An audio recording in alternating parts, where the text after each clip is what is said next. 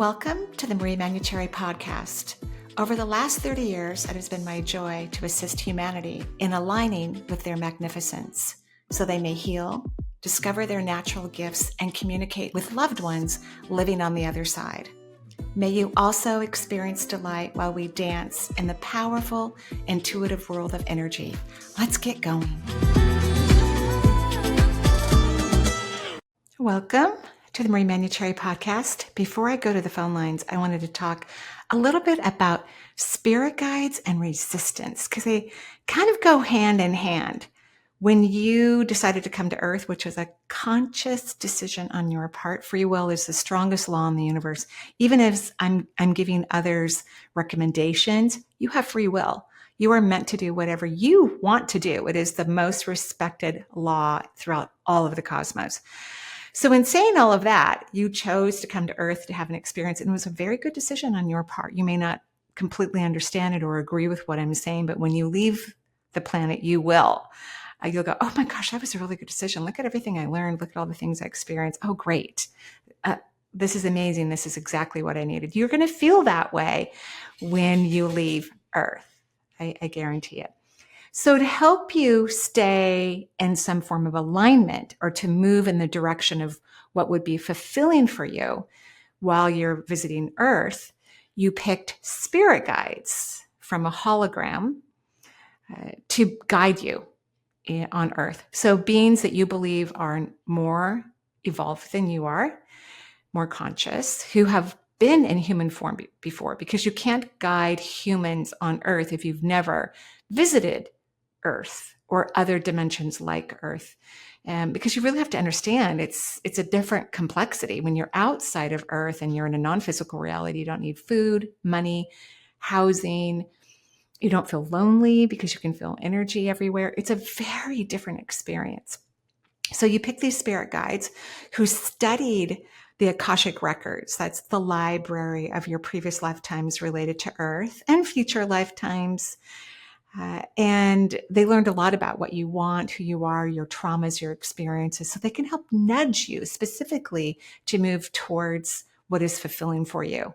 Now, what would help humanity to have more consciousness about their guides and how their guides may be guiding them is for humanity to also become keenly aware of their individual resistance. Everybody has resistance, and resistance, it's kind of like this feeling that, oh no, I can't do that. I shouldn't do that. I'm not going to go over there. That's not intuitive. Intuition is very kind. It's compassionate. There's a softness to it. It's almost like poetry. Resistance almost is like a discomfort. I always feel like this, energy. And if I'm aware of the fact that I'm in resistance, I'm delighted because I know, I then now know, if I have that awareness, that I need to walk towards the resistance, that my spirit guides are on the other side of that resistance. And they're saying, come over here, come over here, come over here now. This is where I want you to come. This is the place to go. And if I'm aware that I'm reactive, then I can get curious, like, oh, I just felt some resistance. I need to get curious about this thing that I don't think is a good idea. And then when you get curious, you walk closer towards it, you ask questions, and then you can actually feel the authentic thing that's pulling you. I resisted even the slightest idea of becoming a nurse. Of course, probably because of the generation that I was born into, it was a career path that was suggested to me from a very early age.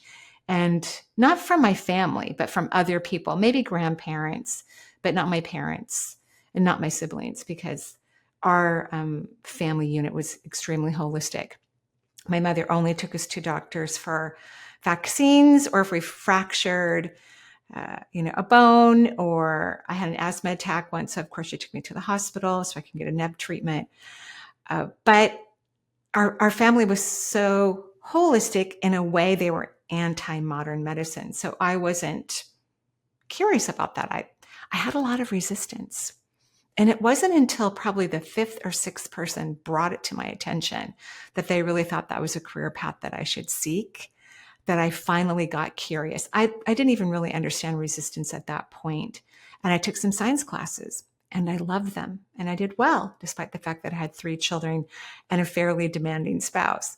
So when you notice that resistance, if you could start to pay attention, maybe even ask yourself to be shown historical moments where you were in resistance mode, and then for some reason you got curious and you looked around the corner or beyond the veil of this resistance, whatever that resistance was, and you found something delightful, something that changed your life forever, something that brought you enormous joy. And nursing did that for me in more ways that I can ever count. It was a very profound experience that I think about still daily. So your spirit guides are on the other side going, this way, this way, this way. And our resistance, because we have resistance because the ego doesn't want us to excel in our magnificence. It doesn't want us to be in alignment with our higher self, because as humanity evolves and we move into higher echelons of consciousness, the ego will be less and less a part of our experience, and the ego doesn't want that. So it would be fun if you could start to notice your resistance, even if you don't take action, just noticing it, because your guides are on the other side of that going, hey, this way, this is the way, this is the way. Okay, I'm going to go ahead and go to the phone lines. Yes, my name is Taura. I've had life-altering experiences. I've broken my back, detached my foot. I've had gangrene 3 times. There's something wrong. I don't know what's wrong with me currently, but I feel as if I'm dying, and I've been led to ask you to assist in healing me. I have a metal back, and all of my left leg is pretty much all metal from the knee down to the ankle, and something is wrong. I don't know what it is, but I'm having a lot of experiences psychically myself, and I've just been called out to ask you for help. I've lived in and out of hospitals, and I've just been given this green light of go, but there's something so wrong. I just need help. Thanks. I'm so sorry you're having a challenging time, Tara. I truly am. And let's talk about it. So these things that have happened, and some of the things you mentioned happened a while ago, like the gangrene and things of that nature. You have a strong attachment to victim consciousness. And at first, you were such an optimistic and positive person that which is great, of course, but when bad things happened, you didn't think that you needed to do inner work to potentially avoid future things from happening. You just thought, okay, well, that's never going to happen again. That was weird. And then things kept happening to you. And so when I say attachment, it's a pattern. What most people don't understand is when we're having a human experience, we're not working on the current lifetime that we're living. We're working on past lives. And you have been inundated in these very strong patterns of victim consciousness. And I know you may not even be aware of it. And of course, as you're talking about all the things that have happened to you, you have every logical reason to feel victimized, especially when you don't feel good. But you're going to need to break that pattern. So people who don't respond through victimization, and everyone has something in their life that they feel victimized about. I guarantee you, everyone does. But you have more than the average person in terms of things that have made you feel victimized about, logically. So the opposite of victimization is self-empowerment, feeling empowered. And I know it's really hard to do when you don't feel good, when you're having health issues, when you're scared, all of those things. It just kind of reinforces the victim consciousness model. It's a pattern, if you will, and all families have patterns. This is a very steeped family pattern for you, but it's something you wanted to work on deeply in this lifetime. So I'd love for you to get curious of the words, personal power.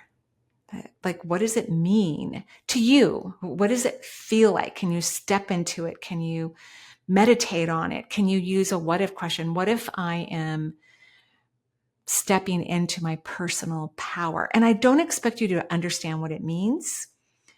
I actually kind of expect you to have resistance about it, just like what I talked about at the beginning of the podcast today. Resistance is a sign to move towards it. So if my words are annoying to you and they feel unhelpful or it's not enough, that would be an aspect of resistance. What if I step into my power? What if my body feels powerful beyond measure?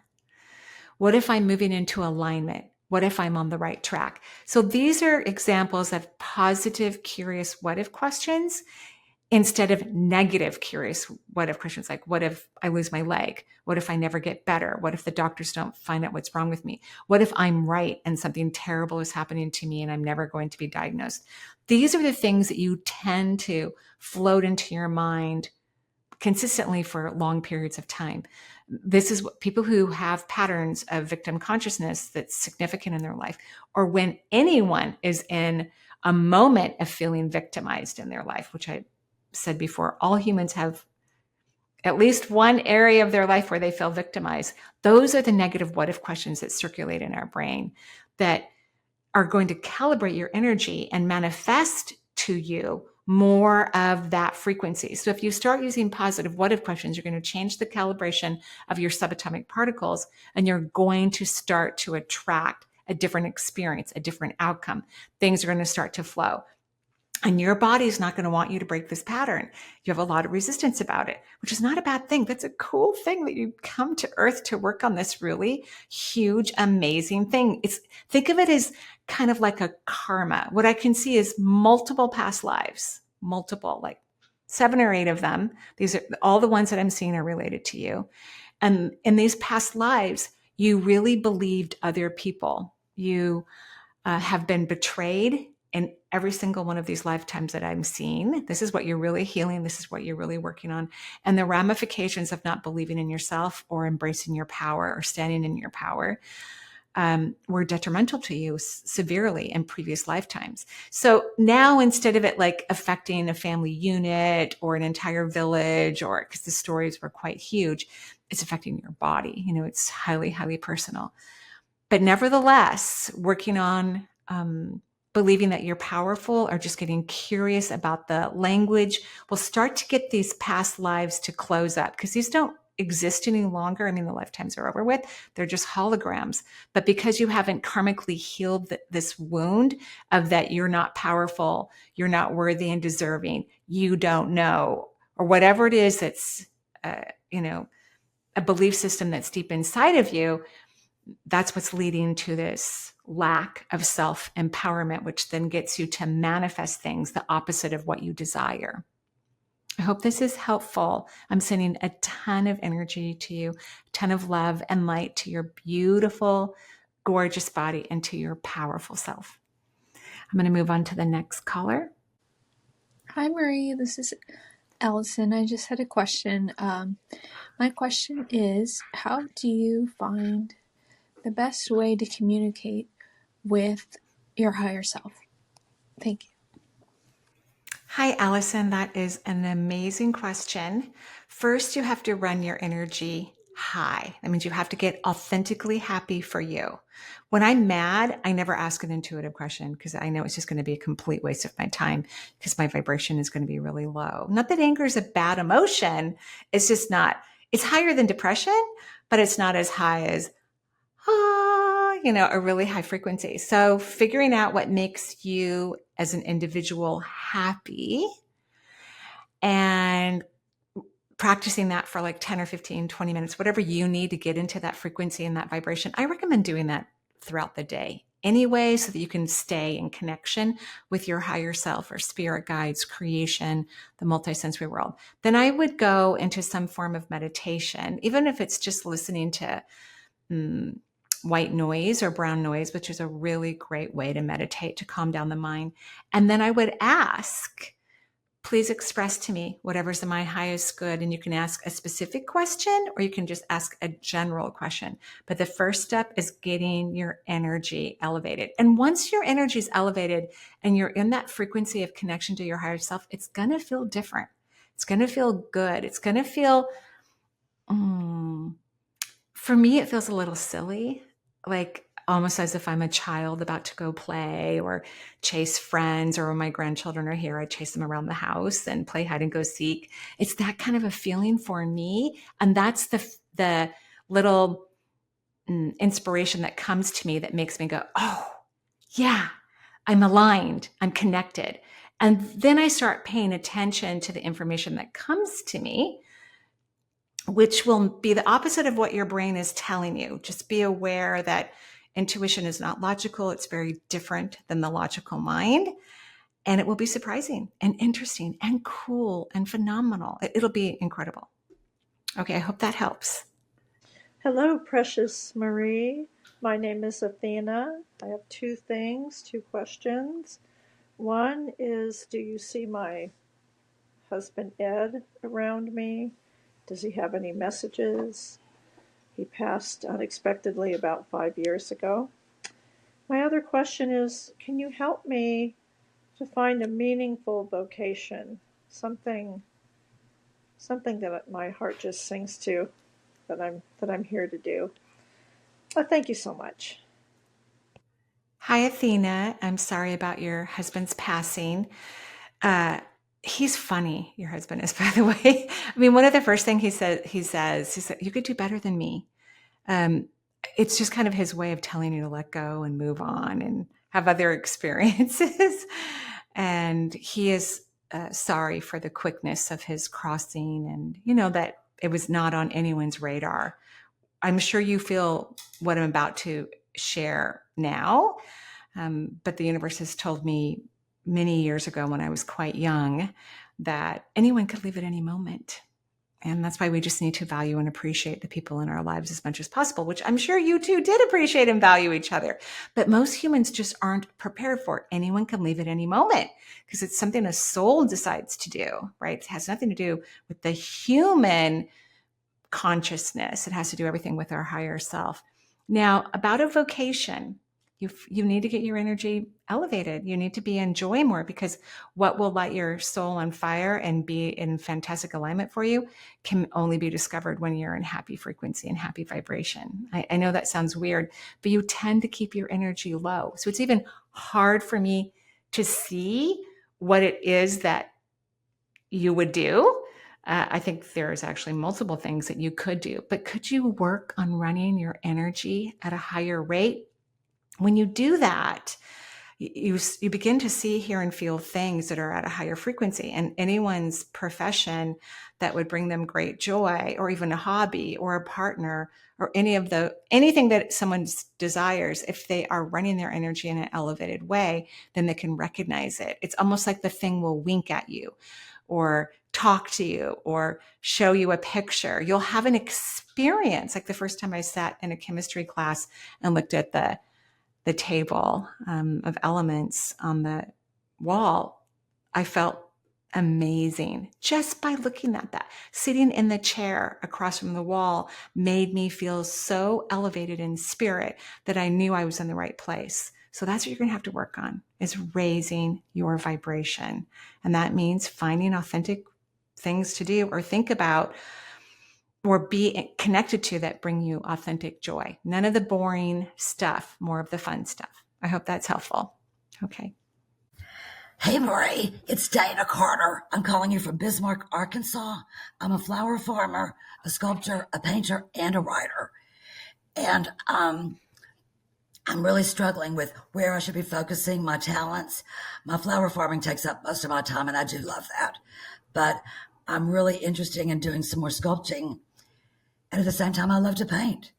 And I can, I'm a pretty good writer. So I'm in conflict. I want to do everything. I don't have that much time. I mean, there's only 24 hours in a day. That's the first thing. The second thing, throughout the years, I've seen spirits. Last summer, I saw a young girl who literally, I know she was from another time. I would say she was probably from the 40s.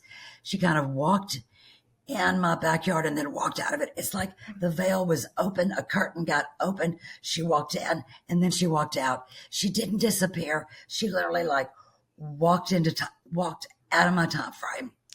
And I wasn't afraid. I loved seeing her. I don't know who she was, but I would like to know how I can improve my visual intuitiveness. I would really like to start doing some intuitive readings. I would really like to get the confidence to do that, but I would like to know from you where you're seeing maybe blocks or ways that I can do it better, whether it's meditation or tarot cards. I don't know. I'm just looking for some direction. And as you know, my voice is kind of weird. Maybe you can help me figure out what's going on with that. So again, my name's Dana. I'm calling you from Arkansas. I would love just to hear what my spirit has to say about the whole situation. Thank you. You're welcome, Dana. First of all, you need to slow down and you need to take better care of your health. I think you have a lot of allergies, whether that's related to the flowers or the different mediums that you're using for art. You're clearly an artist and obviously gifted and talented, but you need to slow down. Intuitives, we take naps, we rest, because a lot of what happens is in the quiet. It doesn't happen in the super busy, chaotic energy of the human perception of life. That's not when we're going to get the greatest clarity. Intuitives meditate. I don't necessarily, but I do other things that are meditative before they speak to a client. I may wash dishes or walk Charles or just become very, very present. I don't need to meditate to become present. I know how to be present when my eyes are fully awake. So really, instead of doing all these things that you talked about, I think you need to put attention to your health. There probably aren't licensed naturopaths in Arkansas, unfortunately. But it would be really great if you could find a naturopathic physician or a nurse practitioner who believes in holistic healing, because I think you've got some allergies. I'd like to have your lungs checked out. I think you need to slow down, rest, take wonderful care of your body. And then we can talk about all of these things. I would love for you to do readings. The woman you saw was a ghost, and that's a small percentage of beings that live in or around Earth. They live in the fifth dimension. Only 3% of humans, when they leave their bodies, become ghosts. So she's very attached to the planet. She knows you can see her because beings on the other side can tell when a human has activated their psychic ability, and they show up on purpose to kind of connect with us. They like the human realm. They find it's interesting. She's harmless, as I think all ghosts are. I'm sure someone will call me and tell me a different story. But she was saying hi to you, and she was helping to validate your ability to be multisensory. But this is the time for you to slow down, rest, take really good care of your health, and learn how to take care of yourself first, and then step into the multisensory world of reading. I do see cards, like tarot cards could be great for you, or even a normal deck of cards. Some very famous psychics have used, just the playing cards. I would start with that. And I hope you feel better very, very soon. Thank you for calling. I truly appreciate it. Hi, Marie. It's Chris in California. I would love a mediumship reading. I have a lot of loved ones on the other side, family, animals, and a dear friend and teacher. And I would love to hear what they have to say for me. Thank you so much for all that you do. Blessings. Thank you, Chris. You do have a lot of people on the other side. It's kind of crowded over there. But at the same time that it's crowded, I see this space. So I see a lovely woman with kind of gray, silverish hair with a little bit of wave, not very long, standing close to you, a fuller face and lighter eyes with just a beautiful sparkle in her eye, just a beautiful sparkle. I think this woman really knew how to live life, and she must really love you or care about you because she's so, and animated around you. But then you have this space, like even though you have a bunch of dead people over there, not all of them can give you help or assistance or awareness. I don't think you come from a very conscious family, not that that's a bad thing. You probably just had a lot of younger souls in your family. So that means that there's only a small amount who can actually positively affect you. A lot of humans don't understand that. They think that once someone crosses over, they've gone into nirvana, there's some truth to that, of course, and that they have this huge expansion of consciousness. You do have a higher level of awareness than you did when you were in a body. But if you're a pretty aware, conscious human being, and you have a lot of people in your family that were much less conscious than you, they're probably not going to be able to help you much or assist you. And beings who are on the other side come forward to help. That's what they want to do, is to help. What this woman is doing, she's rubbing your shoulders. She's kissing the top of your head. I don't know if she's a grandmother or a great aunt. I don't know if your mother is still living or not. She has a motherly energy, but I don't feel her saying she's your mother. But she could be your mom's mom. And she even smells your hair, which is really quite adorable. She says you need a lot more laughter and play in your life. She says that's the truth of your personality, is to be playful and to have a lot of playfulness in your life. She said would be in your best interest. And I 100% agree. Don't wait till you have grandchildren to be playful again. Find ways to be playful right now, unless you already have them, but I don't think you do. So I hope that's really, really helpful. You're super conscious. Listen to yourself. Don't wait around for your dead relatives to give you insight. You have a ton of it all on your own. I hope that's helpful. Okay. On to the next caller. Hello, Marie. My name's Anna Sanchez. I live in Placerville, California. And I'm asking the question about my daughter, who's also named Marie. It's been going on 3.5, 4 years since we've spoken. And I really just want to send her love and not doubt myself. I have a lot of hurts about feeling rejected from my daughter, and at the same time, I have spent these last 3.5, 4 years growing my spirituality, truly loving myself, truly having compassion for myself. And when Christmas comes around or my daughter's birthday comes around, it can be extra challenging and I can get extra sad. And I love myself through that sadness as well. But my real question is, how to just keep a light focused on my daughter, a light focused on myself, a light focused on trust in the universe. If there are any techniques, that would be awesome. Thank you so much. Hi, Anna. I'm sorry for the issues with your daughter. I truly am. You know, old souls can be way too nice. What I kept hearing as you were describing your story is that you didn't tell your daughter, I'm an excellent mother. This was, a while ago. I'm an excellent mother. You need to treat me with respect. I've done the very best I could. I'm sorry for anything that was wrong, which I'm sure you've over apologized. And now you have to get therapy for it because I did the very best I could. I wish more empathic older souls that are parents would actually stand up for themselves. I certainly had to when my kids were teenagers. They were also used to witnessing me being in a relationship where I gave all my power away. So to them, it was just super simple where they could have authority over me or question my authority until I finally put my feet down and said, hey, you are lucky. You have a wonderful mother. And I started to set boundaries and turn off phones and take away computers and, all kinds of things that I hadn't been doing before. And it worked. And I've had to, over the years, remind them, what a great parent I am and how lucky they are. So here's what I want you to do. I want you to have a conversation with your daughter. I don't mean face to face. I mean spirit to spirit. But you first have to get your big mom pants on, like your big mama bear. And I want you to speak out loud in a room. So you're going to obviously do this when nobody's around. And you're going to speak out loud and you're going to say your daughter's name out loud and you say, hey, I'm an amazing parent. You are very lucky to have had me.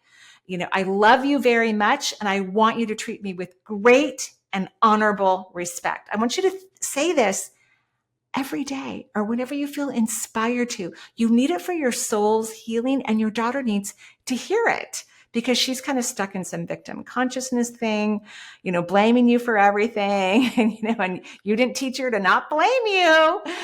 You basically gave her permission to blame you when she was younger, which was very kind of you, but unnecessary and not even authentic.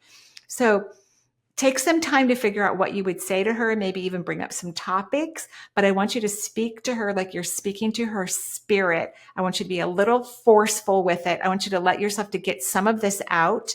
And then in between of doing those things, I would love for you to say to yourself often, what if I'm an amazing mother? What if I'm an amazing mother? Because we need to heal this part of you that you don't feel that way. And your daughter picked up on these insecurities very early in life and manipulated you, so that she could have power over you. And we need to come together in relationships and mutual power, adults and children and so forth. Keep me posted. I want to know how this goes. And this is an exciting time for you. So nothing's wrong. You're actually learning something that you haven't known, that you've been wanting to learn for multiple lifetimes. You're going to own yourself. You're going to speak to the heavens. You're going to speak spirit to spirit and share the truth.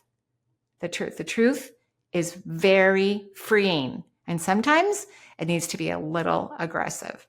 Okay. Next caller. Hi, thank you, Marie. I appreciate this. My question is that this past Sunday, my husband dropped the bomb and said he wanted a divorce and that he hasn't really loved me for years. I'm really upset about it. I don't want to get divorced. Is this going to be good for me and positive, or should I dig my heels in, try to stay in the family home or move on? I'm very confused as to what to do. I work 2 jobs and it's crazy. So I'm hoping that you can lead me to some guidance on this question. Thank you. Hi, Gretchen. I'm so sorry that you just were told something that he's probably been thinking about for a long time. And you guys don't look romantic to me. I always feel like if people are in partnership, they should be swinging from chandeliers and really enjoying each other in every way that, we're meant to enjoy romantically. And I don't see that happening in your relationship. So do you deserve something different and better? Absolutely. If you wanted to leave, you would hope he would respect your desire and allow that to happen. So I think you have to respect his desire. You get to do whatever you want, regardless of what I say. And this just freshly happened to you. So what I would look for is a counselor or a therapist that you could see in between these 2 jobs, someone who's aware of energy and conscious. I think that's important, that we move into a different vibration of what therapy means and counseling. So it's not just this constant, heavy, trauma-based reinforcement kind of interaction. And there are a lot of therapists throughout the world that believe the same. So you need to get some counseling. That's what I'm suggesting. And I think it will be a good thing for you. It's okay that you feel the way that you do right now because you weren't aware that this is how he was feeling because he wasn't sharing. You guys haven't been talking. You've been like 2 ships in the night. And, sometimes people stay together for a really long time just because it's familiar, not because they're in love with each other anymore. And he really does love you. He's just not in love with you. And he wants to be in love with someone. He wants to have romance. And actually, so do you. So I think this will be a very good thing for both of you. I would only, continue to stick with property that you can afford and it works well financially with your life. You're obviously going to have to, I don't know where you live in the world, but split assets and all of those things. So I think moving towards accepting this rather than fighting it and not trying to control his feelings. This is what he's feeling and he shared it with you. And I'm very glad that he did and that he's asked for a divorce. And I think we need to honor people when they're asking us to to reconsider any form of relationship. I think that's important. Those are my thoughts anyway, and I'm terribly sorry. And I hope you start to feel better about this. And wow, a whole nother life for you. How exciting is that? Good morning, Marie. I am watching you on Next Level Soul, and I appreciate your offer to speak to you directly. I have a question for you. Do you think, or do you know, either one is fine, whether or not you can approach somebody's higher self instead of approaching them on this physical plane? That would mean my mother, who is just hell-bent to die of whatever's wrong with her. Is it possible to approach her higher self to discuss maybe her options, or to see if there is a way that she can realize a different path? And I know what I heard in the past, and I have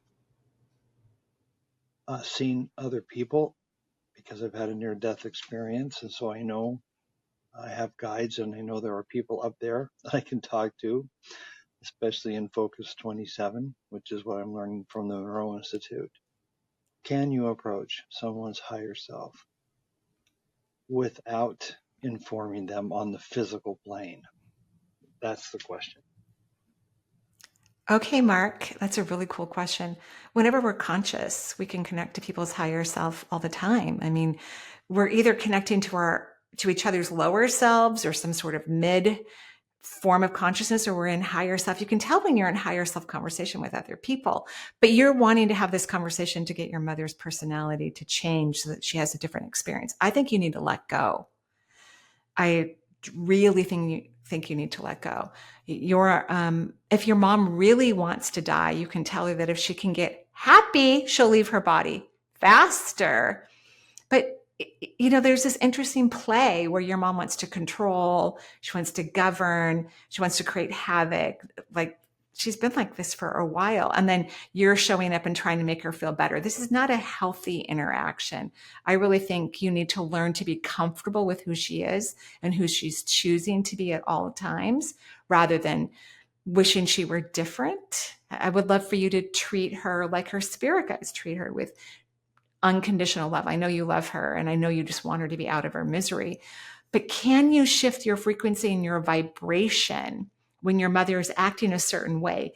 Your job is really to change your own energy and connect to your higher self. That's your job. That's all of our jobs all the time, is to kind of get out of our way, out of our resistance, and be in the vibration of our authentic selves and our higher selves. The higher self has a very different perception of what's going on. Your mom's the type of person, from my perspective, that did not do a lot of work while she was in her body. Even right now, she's not doing inner work.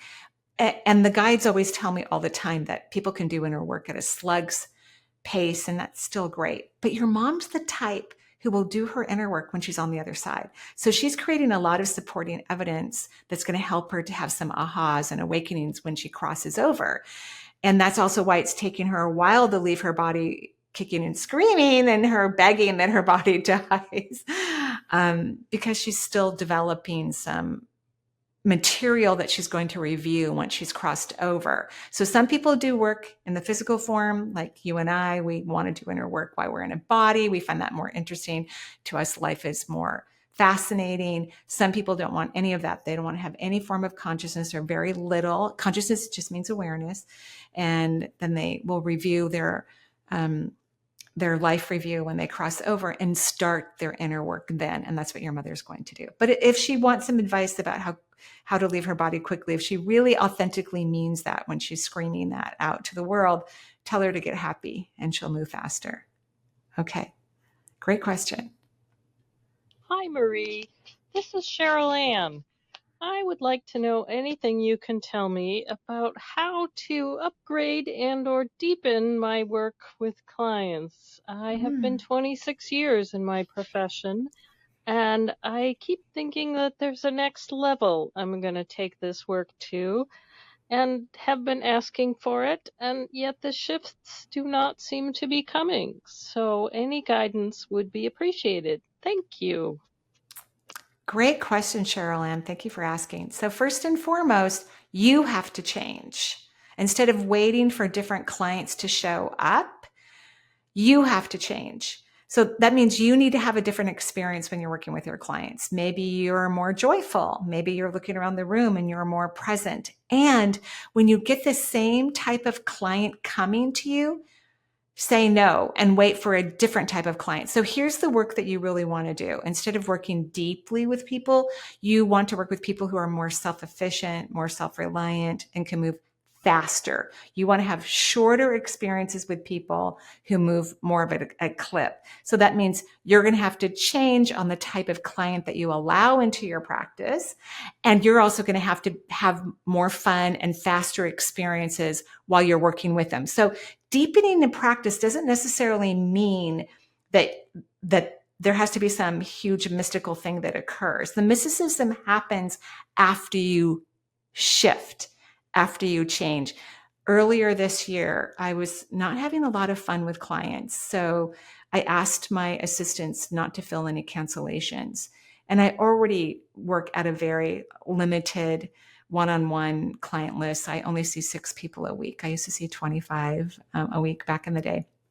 So I was seeing maybe 2 or 3 a week for more than half of the year. And just taking that break and shifting my experience and my awareness, not thinking that there would be a big shift in consciousness for me, something opened up next to me that allows me to have a deeper perspective about what's going on with clients. So change the way that you are reacting within the session, what you're focusing on with the session, because you could do this drunk or stoned. I'm not recommending that, of course, but you could. You're that good at it. You've been doing it that long. And then start saying no to a certain type of client. You'll know what that feels like, someone that's just going to need a lot of work. And it doesn't mean that they don't deserve to have you. Of course they do. But there's other people in the world that are energized and fed by that depth of work. You want to work with people who work faster, who are more driven, who don't have as many issues, and can catch the ball at the finish line. And then you can move on to the next client. That's what you're really looking for. But you're going to have just present moment shifts within the session to get the energy to change. I hope that makes sense. Thank you. And on to the next person. Hi, Marie. This is Carrie. You have helped me so much in the past with autoimmune ailments, and now I have healed so much because of that. Thank you. My path has taken me to Utah, and where I know this is where I need to be for now. Recently, I have become so anxious about an upcoming move. It is a necessary move because I will be losing spousal support next year. I know that I'm going to be guided, but until then, how do I best support my nervous system? I have a lot of anxiety attacks about this. I know that my soul knows that she's supported, but it's my body that is having a hard time with it. Thank you so much. Okay, Carrie, this is one of my favorite questions because everyone is meant to be financially free. That's normal. Just like everyone's supposed to feel love, everyone's supposed to have a healthy body, everyone's meant to have a career that brings them great joy or a hobby. All of that is normal. So how you interact with money makes the difference in terms of the financial freedom that you are meant to experience. So you are going to have to retrain your brain because all low vibration is about overthinking, analyzing, and processing on topics that are not in our best interest. And most people are very uncomfortable and scared of wealth, even if they have quite a bit of it. Believe me, I've worked with every type of client. I think so anyway, all around the world. So you need to think of something first that makes you perfectly joyful and happy. For me, I think of subatomic particles. I love particles, electrons, and protons. So before I engage with wealth and every single moment, like if I go to a drive-through coffee shop, I think about subatomic particles when I'm handing my debit card or cash, Or before I get onto online baking, I think about subatomic particles. Before I make any transfers, before I open up financial mail, I think about subatomic particles because they shift my vibration. So money, and I would prefer that you use the word wealth for like 7 years. That's how long it's going to take you to change your frequency. Also tells me that you stayed too long in that relationship, which is understandable, but I'm just telling you what I'm feeling. So money has a frequency. How the person's energy relates when they're relating to money is how they bring it into their life. So if someone's at a high vibration, which they don't have to be thinking about money, you just have to think about something that makes you happy. Every time you engage with wealth, you're going to have a positive experience with it. And I can't quite tell what makes you really, really happy. I'm not sure why. Maybe because your mind tries to control it. I think it could be color, like aquamarine or a really, really beautiful light blue quartz. Something like that is what I'm seeing, like a really beautiful soft sky blue. If you can think of that before you interact with money and while you're interacting with it, you're going to create a different relationship with it and it will flow in your life no matter what. And this works, by the way, incredibly well. I hope that's helpful. And congratulations on all the new changes you're making. And I'm glad your health is wonderful. I'm so happy for you. Hi, Marie. This is Vanessa. I've been a longtime fan for many years, and I'm excited for this recording. Question is, my husband and I have started a exterior cleaning business. Seems to be going well. What we want to know is it the right time, or are we on the right path for my husband to quit his job and take this business full time? Or does it feel like it's just a side gig? Yeah, would love to know your insight. We started the business in June and finally started marketing in November, and it's been going really well.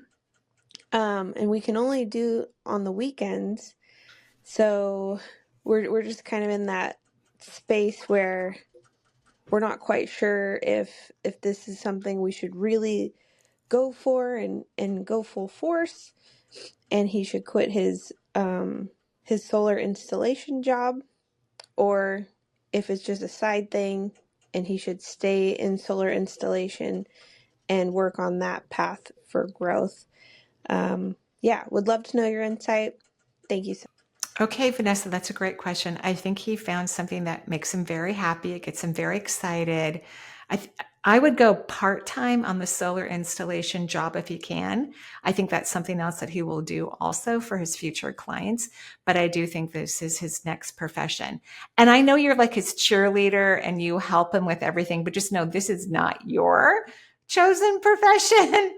So once he gets things going and he feels really secure about it, I love how happy he gets. That's why it's growing so fast, because it really does make him happy. I think he just likes owning his own business, honestly. And he likes to be outdoors. So that's another positive.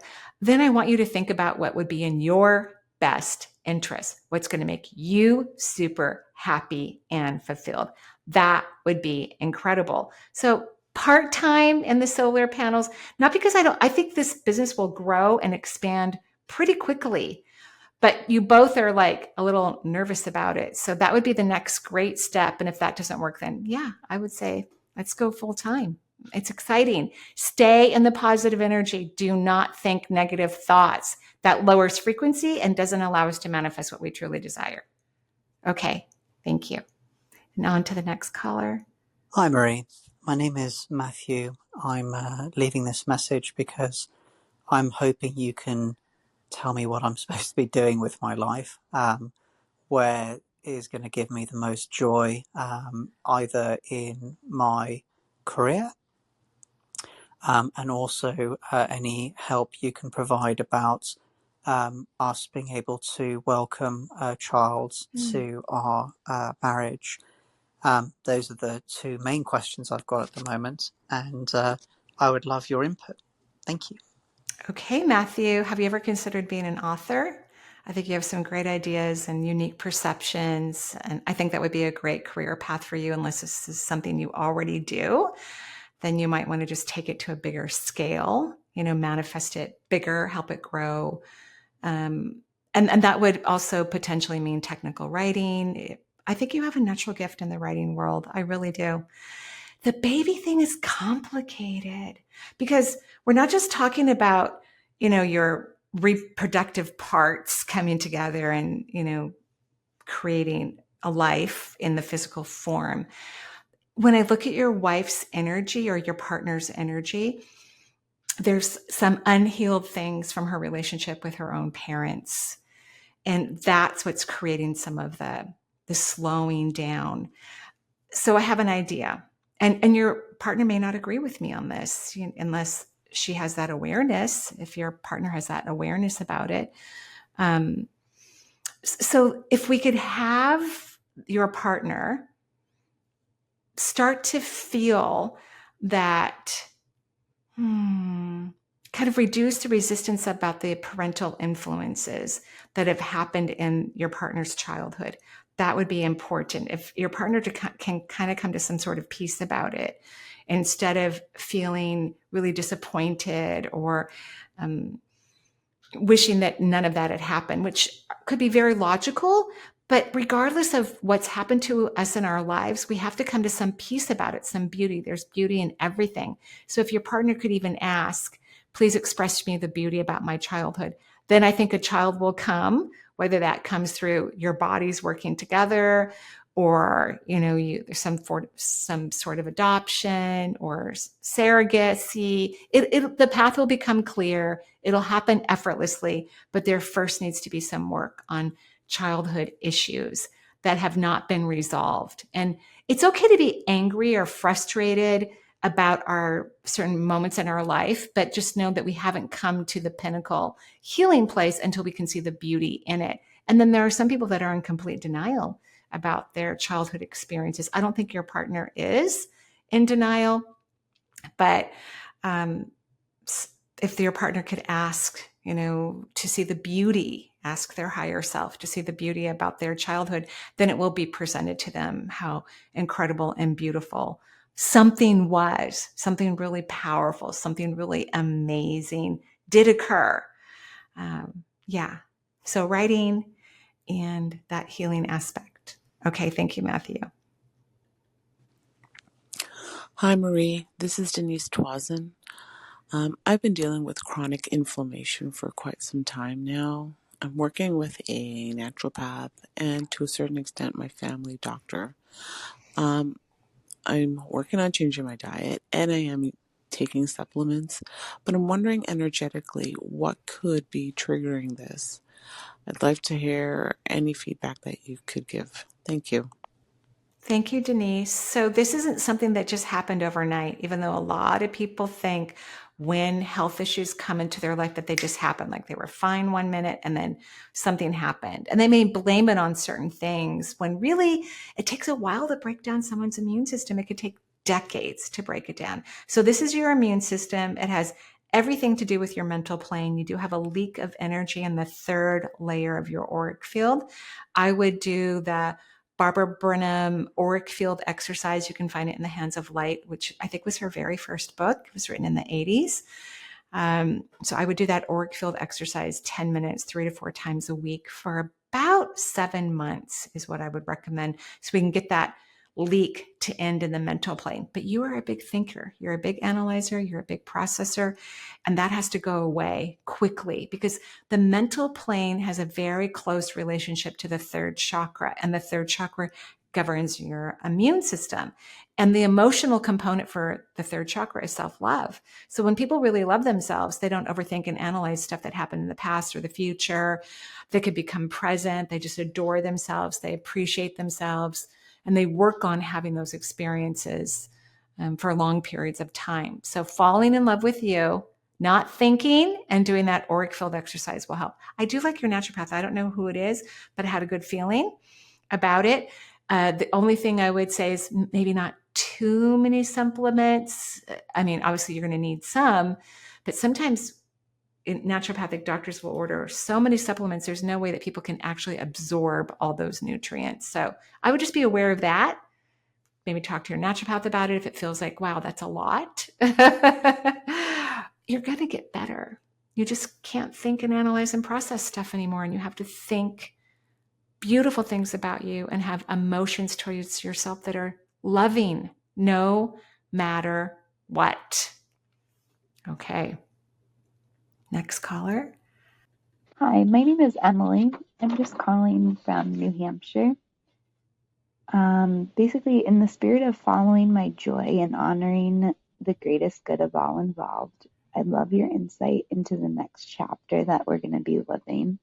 I just recently became a mom of 2, and I'm just looking for some insight into the work that will feel nourishing moving forward for supporting my family and resources that might be helpful for us as we explore our housing options in my husband's hometown near his family business.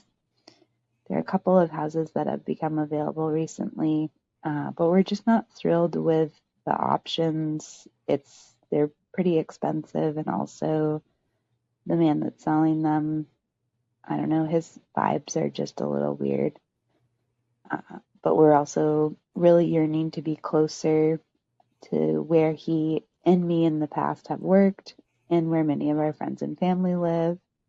It's a nicer school setting for our kids in a community that we really love.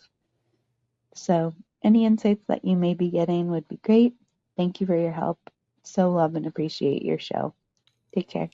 Thank you, Emily, and congratulations to your expanding family. How fun is that? Just take your time about finding the house. I wouldn't rush. Even if you move, just rent for a while and just really, wait it out, so to speak.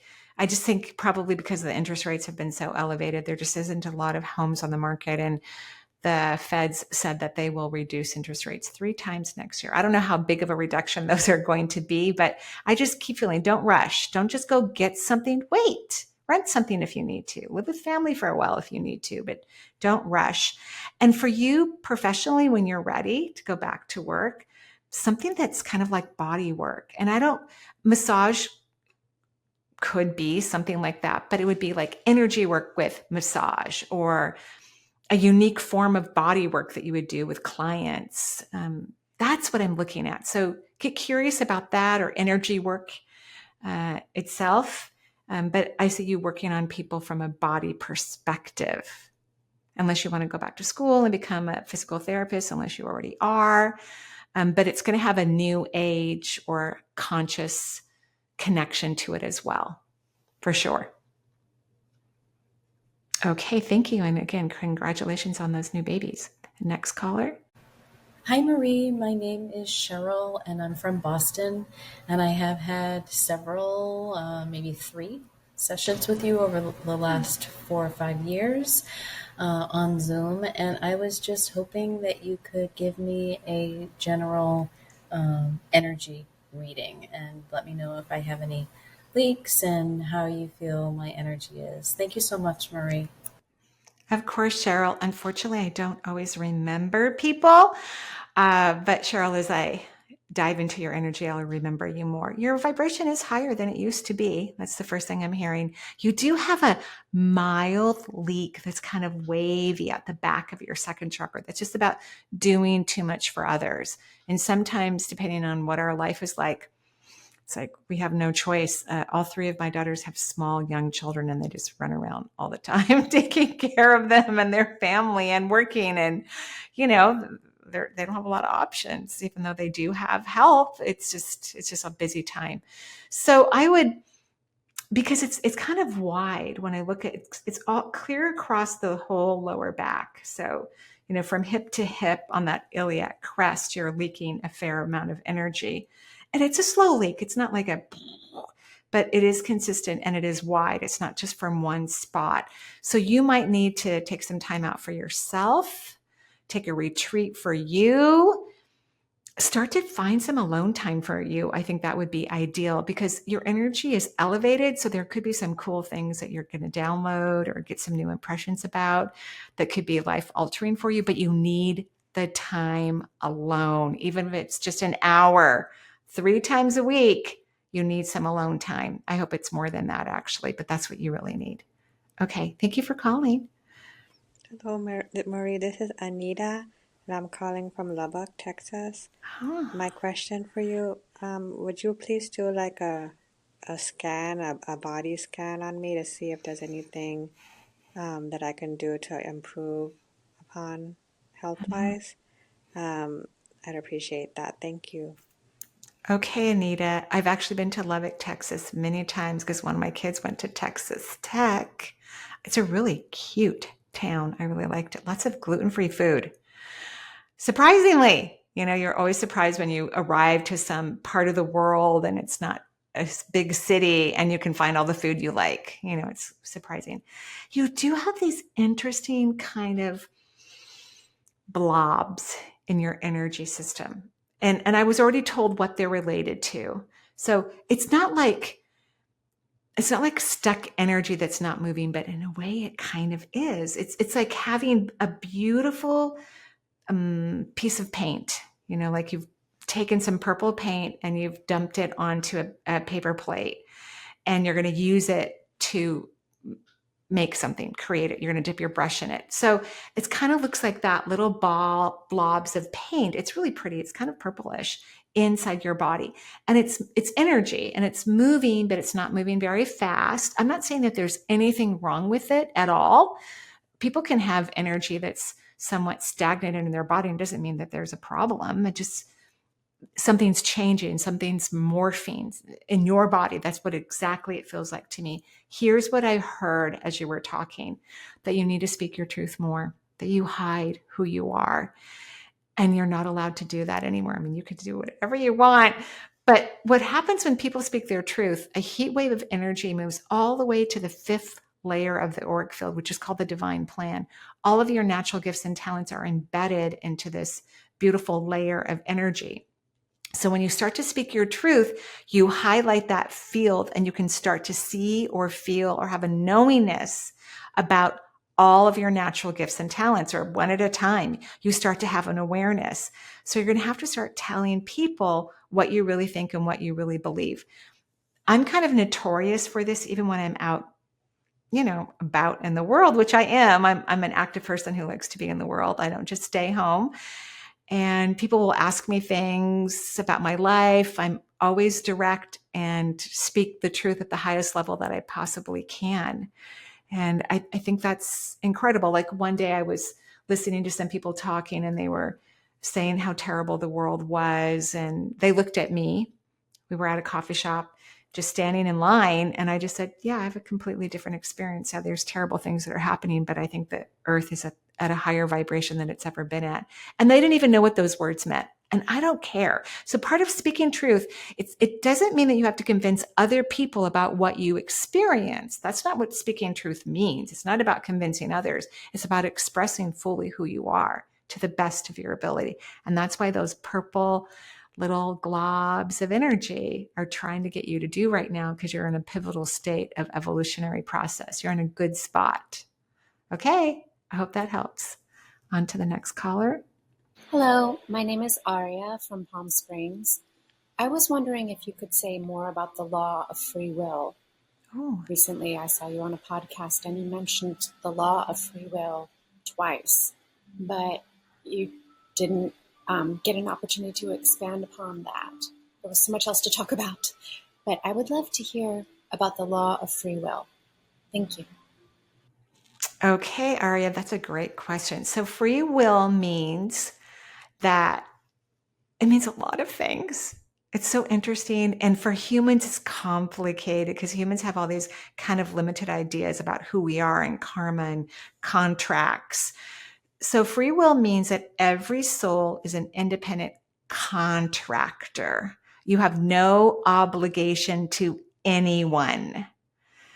Kind of like today in the world, like I have one employee who works for me, and then I have contractors who work for me where, they don't get sick pay or health insurance from me, and they can quit. They don't have to give a notice. We just come together to work for periods of time. Of course, all the people who've worked for me are just lovely and amazing, and we work well together. So souls are independent contractors. They don't owe anyone anything. And humans have this weird idea that if you're in a relationship with someone, even if it's a child relationship, a parent-child relationship, that you owe that person everything, even if they're terrible to you or unkind to you or mistreat you, because you're in this contractual experience. And if you don't figure it out, you're going to have to do it again. No, souls are independent contractors. They don't have to do anything if they don't want to, and they're not responsible for anything. The only thing someone is responsible for is their own personal decisions for their own life.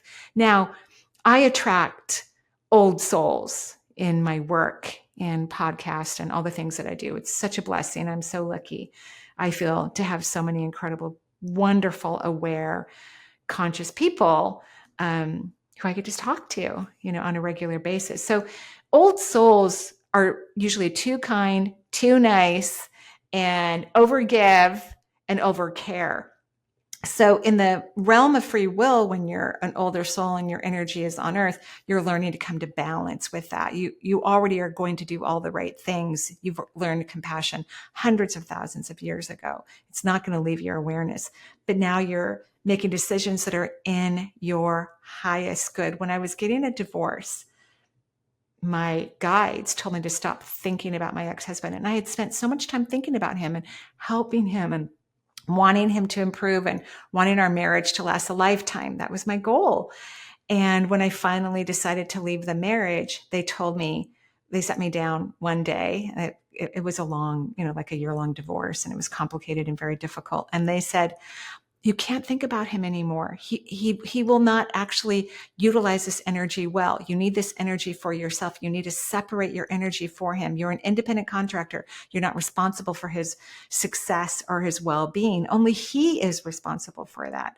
And so that was so interesting to me because my older soul self didn't want to abandon him. That's what old souls will feel like when they step into the role of their independent contractors. But remember, you're an old soul. You will always be kind. You'll always be loving. You'll always be gracious, but you are not obligated to any one thing or person unless it brings you joy, authentic joy. You're only obligated to yourself. So that's what it means, free will. So that means books that we've read in spirituality about soul contracts, I don't believe exist. And I'm sure there is some, like if I wanted to learn something, I'm going to ask that I have certain experiences come into my life, but I can leave them at any moment. There's no karmic retribution. Souls are independent contractors. Great question. On to the next caller. Hi, this is Karen Haug, and the question that I have has to do with what happens to our loved ones when they commit suicide. My 17-year-old son crossed over of his own volition, and I'm interested in knowing what happens to him. Thank you. Thank you, Karen. That's a really lovely question. I'm so sorry for the loss of your son. I truly am. Well, I'm going to tell you a couple things. And he's fine, by the way. He got a little confused when he left, like, huh? But the universe thinks that every form of death is a form of suicide. So taking one's own life, obviously, that's how humans think that suicide is. But drowning while swimming is considered suicide. Being shot by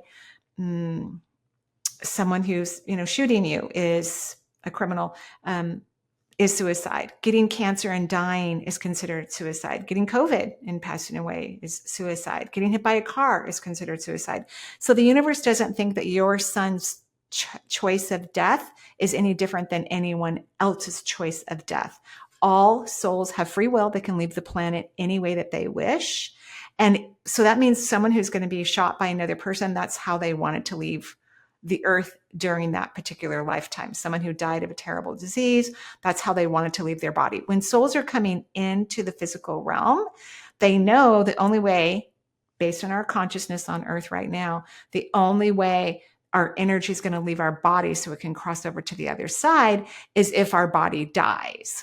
Now, there are some people who are a lot more aware on earth that walk on earth right now who won't dye their bodies in the way that I just described. They'll just lower their blood pressure consciously, their respirations, and just move out of their bodies. But all forms of death is highly respected, and it's just a way to go home. It's think of it as being born. When people die, they are born to the other side. It's a very happy, celebratory experience. And what the universe hopes is that no matter how we die, that we become more conscious, no matter what form of suicide that we choose, that we be more conscious in our endeavor so that we can actually be a part of the experience rather than being so terrified of it and fighting the experience of our energy leaving our bodies to participate in it. Native Americans, and I'm sure other indigenous people throughout the world, because they were more in touch and more conscious, they knew when they wanted to go, and their tribe would miss them, but celebrate their desire to walk out in the winter and die of hypothermia, which we could consider a form of suicide, but it was a highly respected, honored decision. When a person decides to leave their body, it's respected. So it's the soul that's making the decision, even though it looks like it's the human being when a young person takes their life or any age person takes their life, but it's really the soul.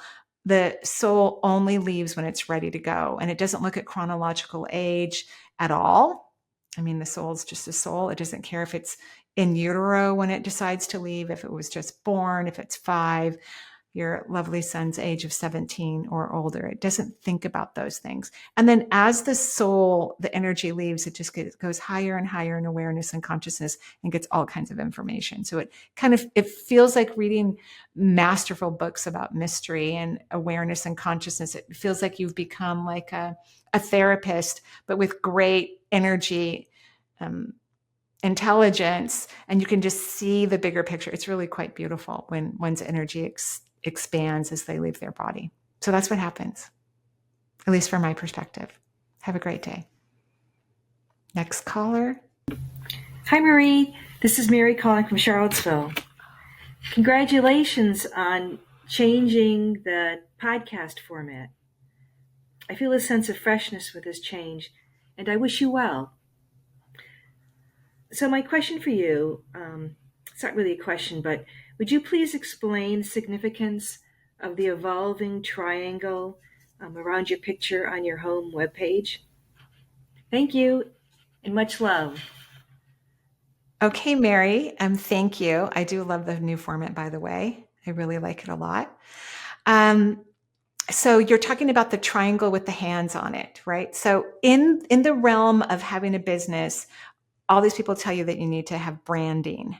And so when I ever have a website made or things of that nature, I have to pick something. So that's what I picked when I had my new website made maybe 5 years ago, maybe 6. And so we put it on various things that we produce, like what if cards, or we don't make DVDs anymore, but anything that we're producing will have that logo on it, that symbol.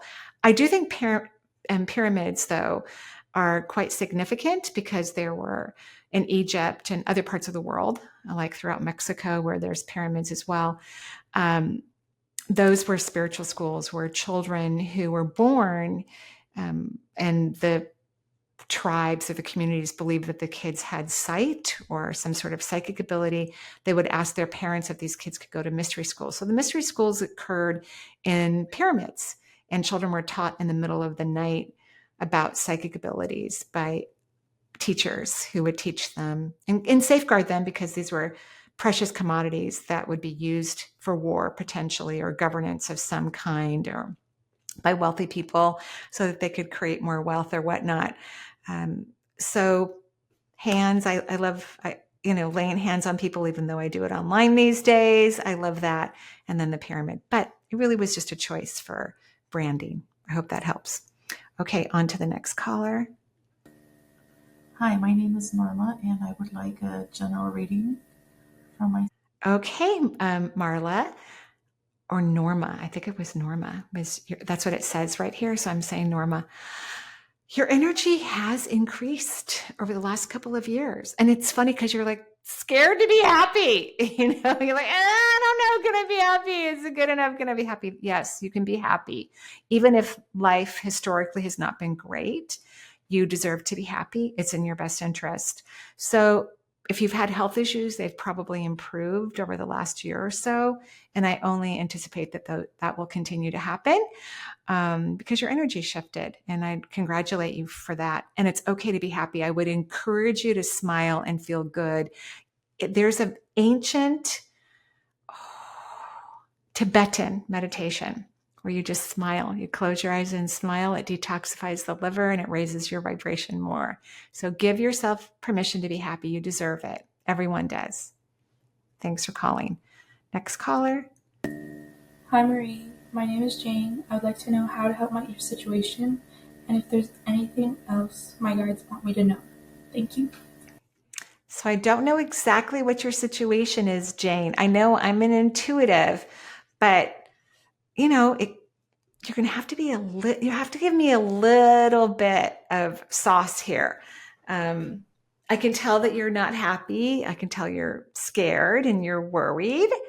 I would just start using positive what if questions. What if I'm moving into alignment with my higher self? What if I'm choosing what's ever in my highest good? I think that would be in your best interest. So we can get your autonomic system to relax and not go into fight or flight. But I don't know what your situation exactly is. And not that you have to give me everything, but a little bit, because people's lives are complicated. And when I look at most people, I don't see a lot that's in balance. A lot of people are not in healthy relationships. They don't like their jobs. They don't have a healthy body or healthy in the way that I anticipate bodies should be. So people have a lot of stuff going on. You have to be a little bit more specific. But if you start to use these what if questions, then things will improve. Okay. On to the next caller. Hi, Marie. This is Marilyn Grimmin. I saw you today on Next Level Soul, and actually yesterday too, and really enjoyed your Soul with Alex for Aria. And my question to you is about my intuitive abilities, clairvoyance, and empathic abilities, and what I should do with them, if I should continue to develop them, or if I should continue the job that I'm pursuing now, which is completely different. So anyway, so that is my question. Thank you so much. I look forward to hearing from you. Thank you so much. Bye-bye. Great, Marilyn. Thank you so much. You should definitely move into the multisensory world. It brings you joy. It makes you happy. That's why you're attracted to it. People should pay attention to what brings them joy, not what their mind says they should logically do in order to be successful or fulfilled or have enough money. When people do what brings them joy, they will create wealth. They will allow things to happen in their life to give them the financial freedom that they want. So I think you should absolutely do so. I would do what if questions. I think positive what if questions are very transformative because they recalibrate a person's energy system and allow things to change. So the positive, curious what if question would be, what if I am deeply connected to my multisensory ability? What if I am a successful psychic?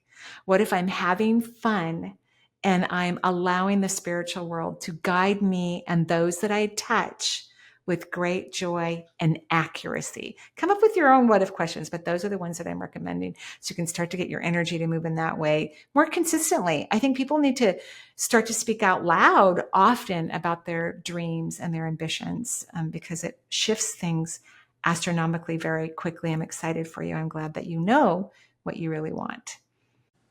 Hi, Marie. Thank you ever so much for your recordings and for all the work that you do and everything that you send out to the universe. I'm Suzanna Norcia. I live in London, UK, and my question to you is, what is my purpose in life? Thank you. Thank you again, and your work is very much appreciated. Thank you, Susanna. Well, just so everybody knows, we have a collective purpose. All of humanity, our collective purpose is to come here to Earth and learn how to be happy authentically, to find joy. You're a very interesting person, Susanna. You've got a strong mind, very creative. I mean, there's a lot you could do. And you could even work as a psychic because I can see your energy connected to the multisensory world. What I would do, and I don't think you do this, what I'm about to suggest to help you branch out into more of that creative energy, because intuitive work is highly creative. It's not logical. It's a very creative experience. I would recommend that you start doing some art, whether that's watercolors, finger painting, getting out some clay and making some sort of sculpture, or throw clay on a wheel and make some beautiful bowls. I think if you can get yourself into the artistic world, sketching, doodling. I love encaustic work, which is wax on wood or canvas. That's my favorite medium. Then you're going to kind of let go of this very strong and powerful brain. I love your brain. It's strong and powerful, but it's just a little too inundated with the logical world. And we need to let that relax. Like, you already know how to do all the right things logically. That's not an issue.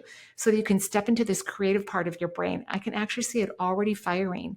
So you've already stimulated it in some profound and beautiful way, but now we need to get you to let that happen more consistently so you can hear, see, and feel the multisensory world and allow it to be a beautiful, amazing, and incredible part of your life. Okay, well, I hope that was helpful for everyone. I certainly enjoyed our time together. Of course, this is the holidays, so I hope everyone's having a wonderful time and a safe time, whatever you celebrate. Joyful blessings. Bye-bye for now.